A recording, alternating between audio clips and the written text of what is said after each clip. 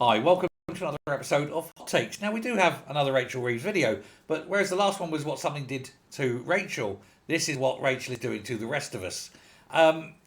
There's been a survey of over 1,600 accountants and business leaders, as well as others involved at senior levels in the various sectors. Nearly 4 out of 5 business leaders think that the budget was bad for business. I'm surprised it's as low as that. I would have thought it'd been more, 9 out of 10 perhaps. This is according to a new survey by the Institute of Chartered Accountants in England and Wales. If you get this high, where 80% more or less are saying it's bad, then you know it's bad, and it will have consequences and repercussions. Now, 77% said that the winter budget was bad. A third said it was anti-business. 47% said they were against the increase in minimum wage for over 21s. Now, that has gone up twice in the last budget and this budget, and it now means that within just over a year's period, a 15-month period, the minimum wage has increased by 15%. And on top of that, the increase in national insurance. And you can see why now businesses are starting to panic about hiring. They literally cannot afford to.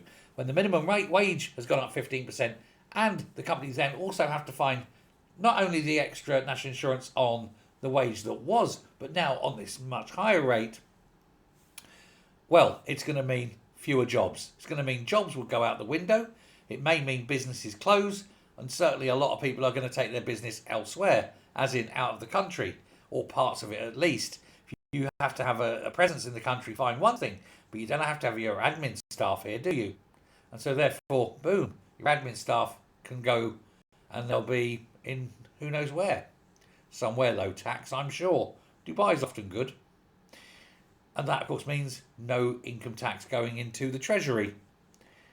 It's just pathetic what she's done. But when you're getting things like this, where 80% of people, 80% of businesses say, "God, no, it's awful."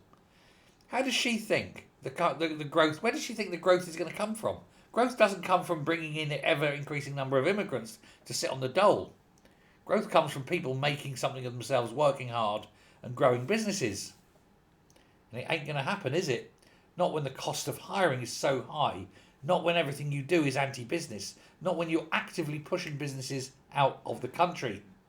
Now, I'm not saying that we should have slave labour or anything, but if you're going to raise the minimum rate, the minimum wage, at least do it in line with inflation, not in excess, and don't increase the national insurance that employers have to pay. That is literally an anti-job tax. But what else can she do? She needs the money. She keeps spending it. She won't cut any spending, and therefore it has to come in. And we're seeing the effects. God help us, one and all. There we go. There's no saving her. She's beyond redemption. The only thing we can now hope is that something happens, a coup, and she's gone. Let me know your thoughts. Thanks a lot. Bye.